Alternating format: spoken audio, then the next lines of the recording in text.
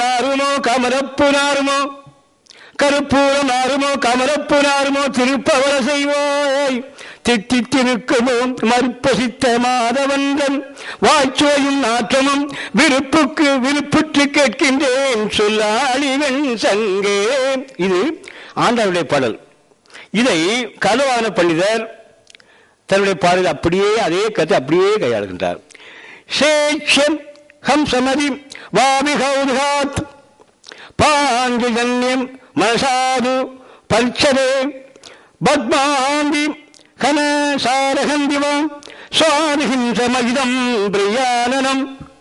இது சங்கே காதலின் எளிமிகுந்த வாய் கமலப்பூவின் மனம் வீசுமா, கற்பூரத்தின் மனம் வீசுமா, எது இனியது எது சிறந்தது என அன்னத்தை சங்கு என கருதிய சுக்கோரை இப்படி கேட்கிறார். இது கலவான பண்டிதருடைய பாடல்களுடைய பொழிப்பு. தமிழ் பக்தி வழி சிந்தனை வெள்ளம் சமஸ்கிருத இலக்கிய நிலத்திற்கு பறந்து விரிந்து பாய்ந்து சமஸ்கிருத மொழியை செழிப்புற செய்வது நினைத்து நினைத்து என்பதற்கது. மகநாட்டு மக்கள் மொழி மாகதி, அது பாலி எனப்பட்டது. அம்மொழியிலே தம் தம் கருத்துக்களை பரப்பினார் புத்தர். ஒருமுறை கேசபுத்துவே என்னும் ஊரில் உள்ள மக்கள் பல சமய கொள்கைகளை உண்மைத்தன்மை பற்றி அறிய புத்தரும் சில கேள்விகளை கேட்டனர். பிறவியே பலப்பட்ட சாதுக்கள் பிராமணர்கள் எம்மூருக்கு வந்து தத்தம் சமய கருத்துக்களை சொல்கிறார்கள், பிற சமய கருத்துக்களை பழிக்கின்றார்கள். இவர்களில் யார் உண்மை பேசுகின்றார்கள், யார் பொய் பேசுகின்றார்கள் என்று எமக்கு தெரியவில்லை, ஐயம் எழுகின்றது என்றனர். புத்தர் சொல்வார், உங்கள் ஐயம் சரியானது. வேதங்கள் சொன்னவை என்பதற்காகவோ யாரோ ஒருவர் சொன்னார் என்பதற்காகவோ ஏற்றுக்கொள்ளாதீர். தானாக சிந்தியுங்கள், அவற்றை ஏற்றுக்கொள்வதால் நலம் உண்டாகும் எனில் ஏற்றுக்கொள்ளுங்கள் என்று கூறுகின்றார். இது வள்ளுவத்தை நினைவு கூறுவதாக அமைந்துள்ளது. எப்பொருள் யார் யார் கேட்பினும் அப்பொருள் மெய் பொருள் காண்பதறிவு என்ற அதே பாடலை புத்தர் சொல்வதாக நமக்கு அந்த நிகழ்வுகளையும் அவர் சொல்ல இதை நம்ம இதெல்லாம் இதுக்குள்ள அவர் நினைவுகளை பாதிபடியில் ஒரு சின்ன உதாரணத்துக்கு இதை சொல்லலாம். சரி, இலக்கண சிந்தனை பரிமாற்றத்தை சுருக்கமாக சொல்லி கட்டுரை நிறைவு செய்ய விரும்புகின்றேன். கிறிஸ்து பிறப்பதற்கு முன்னர் 1000 ஆண்டுகள் வரை தெற்கு ஆசிய கண்டம் முழுவதும் பேசப்பட்ட மொழி தமிழ் என்பார் ஆய்வறிஞர் ஸ்ரீனிவாச ஐயங்கார். ஹரப்பன் மொஹஞ்சதாரோ சமவெளியில் வாழ்ந்த மக்களின் எழுவு மொழியாகவும் பேச்சு மொழியாகவும் தமிழ் இருந்தது என ஆய்வுகள் உறுதி செய்து கொண்டிருக்கின்றன. கிமு 1500 அளவில் இந்தியாவிற்குள் வருகை வந்த வேத மொழியும் தமிழ் மொழியும் நெருக்கமாக புழங்கியது. தமிழ் எழுத்தொழியான லா டா லா போன்ற மொழிகளின் தாக்குறவு வேத மொழிகளில் உண்டாயிற்று. தமிழின் தாக்குறவால் தொழிற்பெயர் வேத மொழியில் பெருவழக்கு பெற்றது. வேத மொழியில் இல்லாத குறில் உயிர்களான ஏவோ சாமவேத மரபுகளில் ஒலிப்பதாக பதஞ்சலி முனிவர் கூறுகிறார். அப்ப ஏவோ அங்கேயும் வருது. சுற்றெழுத்துகள் அமைப்பை நோக்குகின்ற போது தமிழ் மரபை ஒட்டி இருப்பதை காண முடியும். வடமொழியில் தன்னிலை எழுத்துக்கள் மட்டுமின்றி பிற மொழிகளின் கூட்டுறவை மிகுதியாகும். வடமொழியில் தமிழில் தன்னிலை சொற்ற மிகுதி. ரூ ரூ என்ற எழுத்துக்கள் ஈ ரீ என தமிழ் மரபு வழியே தெரிகிறது என்பார் ஜெகநாதராஜா. ருட்ச ரிக்ஷோ என்றும் ரூஷி இஷி என்றும் அது வழங்குகிறது என்கின்றார். பாரி பிராகிருத மொழிகளை வடதமிழ் என்பார் கூத்தனூரார். பாரி தமிழ் வடதமிழ் இங்குள்ள பாரி பிராகிருத மொழி அனைத்துமே வடதமிழ் என்று தான் சொல்கின்றார். அதற்கு கூத்தனூரில் நீங்க பார்க்கலாம், கூத்தனூர்லாம் கொண்டு வந்து வேணா நீங்க பார்க்கலாம். அது சமஸ்கிருதத்துக்கு அதுக்கு தொடர்பே கிடையாதுன்னு சொல்றாரு. தென்தமிழ் வடதமிழாக பிரிவதாக ஆய்வறிஞர் வேதி செல்லம் இதனை விரிவாக கூறுகின்றார் தன்னுடைய நூலில். பாரி பிராகிருத மொழிகளில் எண்ணற்ற தமிழ்ச்சொற்கள் தமிழாகவே காணப்படுகின்றன. 4ஆம் வேற்றுமை கு பிராகிருதத்தில் க எனும் தமிழ் வடிவம் பெற்று ஒலிக்கின்றது. தமிழ் சமுதாய அமைப்பு குறிஞ்சி முல்லை மருதம் நெய்தல் பாறை என்னும் திணை அடிப்படையில் பொருளாதார அமைப்புகள் அமைக்கப்பட்டிருந்தது. சமஸ்கிருத மொழியினரின் சமுதாய அமைப்பு அந்தனர், அரசர், வணிகர், சூத்திரர் என்ற அடிப்படையில் நடந்தது. சிந்தனை பரிமாற்றம் கருத்து பரிமாற்றங்களை பற்றி சொல்ல வேண்டியிருக்கு. வடமலையாளின் நல்ல சிந்தனை அடிப்படையில் தமிழ் இலக்கண உரையில் எண்ணற்ற பாட்டியல்கள் தோன்றலாயின. பாட்டியல் பொருள் இலக்கணத்தில் ஒரு பகுதியாக அமைந்தது எனினும் தனித்தும் பாட்டியல்கள் தோன்றலாயின. அவை எழுத்துகளும் பாக்களும் கூட வர்ண பாகுபாடு செய்துவிட்டன. இலக்கண விளக்க நூற்பாக்கள் அதை விளக்கும். பன்னி நீர் உயிரும் முன்னத்தாரும் மன்னி அந்தனர் வருணமாகும்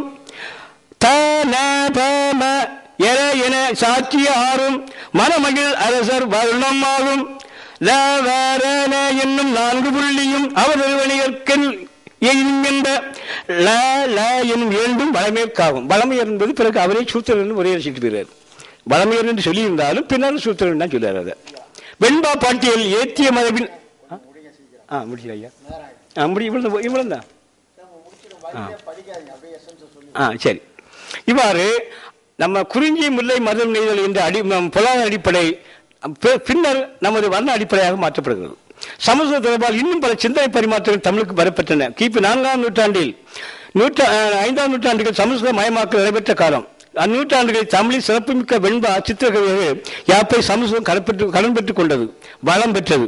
5ஆம் நூற்றாண்டில் மாகவியின் சிசுவாரவரம் சமுந்தபத்திரியின் அதாவது கவிதை படைப்புகளில் தமிழ் சித்திர கவிதைகள் கவியாப்பை பின்பற்றி புரியப்பட்டுள்ளன. மகாகவி சப்தசியின் மோகினி விழாத குறிஞ்சி போன்ற நூல்களில் தமிழுக்கே உடமையான வெண்பா யாப்பில் கவிதை புரியப்பட்டுள்ளது. காமசதீனாம் கலிதவி காபூர்வம் காமித்வம் காந்தை கதையமே சோமமுகி நாமகத நத்தாசாம் நாளினேச்சனே நமச காமரச பாதாவாசி. இது அருமையாக வெண்பா இலக்கணம் இயற்சியல் வெண்சியெல்லாம் போட்டு அழகாக நீட்ட முடிச்சிருக்காரு. இவ்வாறு பல்வேறு மொழிகள் ஒன்றாக விளங்குகின்றதுனால தமிழகத்தில் நம்முடைய சிந்தனை பரிமாற்றங்களும் கருத்து பரிமாற்றங்களும் ஓமி பரிமாற்றங்களும் நடைபெற்றது என்று சொல்லி அமைகின்றேன். வணக்கம். அவர் சொன்ன சில கருத்துக்கள்ல பேராசிரியர் கோதண்டராமன் சொன்னது மாதிரி கால உணர்வு இல்லாமல் சொல்கிறார். ரெண்டாவது ஆக்சிடென்டலாக கூட இருக்கலாம், சிமிலாரிட்டி மேபி ஆக்சிடென்டல், அதை படித்து தான் சொல்லணும்.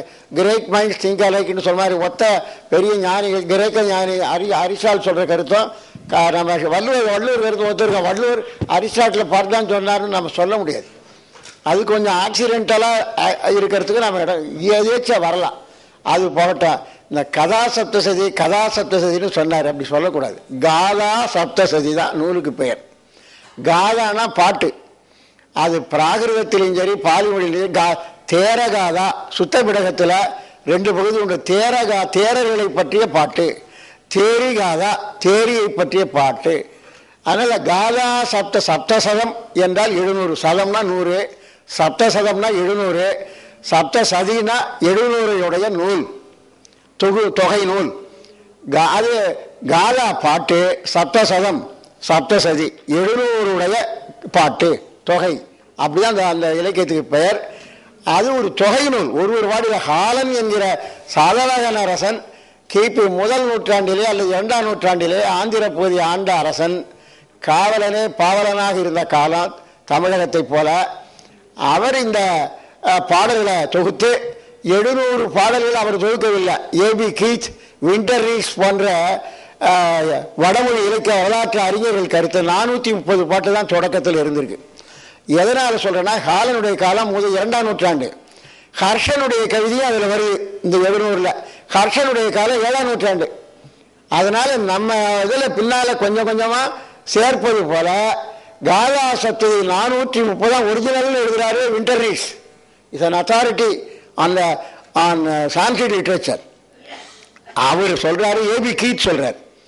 எனவே அந்த 430 பாட்டில் எழுதுறவர்கள் பெயரை பார்க்கிறோம். ஆந்திர லட்சுமின்னு ஒரு அம்மா எழுதியிருக்கு, பிரம்மச்சாரின்னு ஒருவர் எழுதியிருக்கிறார். பிரம்மச்சாரி நற்றிடையிலையும் வருது அந்த பாட்டு, பிரம்மச்சாரி பாடிய பாட்டு இருக்கு. கேசவனார் பாடியிருக்கார் காதா சப்தத்தில், பரிபாடல்ல கேசவனார் பாட்டு இருக்கு. ரொம்ப நாம ஒப்பாய்வு செய்ய வேண்டிய களங்கள் நிறைய இருக்கு. இது மாதிரிலாம் பொதுநிலையில் சொல்வது வேண்டியதுதான். இதனால டீப்பா போடணும், ஆழமா போடணும். இந்த புலவர் பெயர்கள் இப்போ ஆந்திர லட்சுமிங்கிற பேரை பார்க்கிற பொழுதுனா, என்னுடைய அந்த இலக்கிய வகை என்கிற ஒரு நூலில் விரிவாக காதா சப்தசதியும் சங்க இலக்கியம்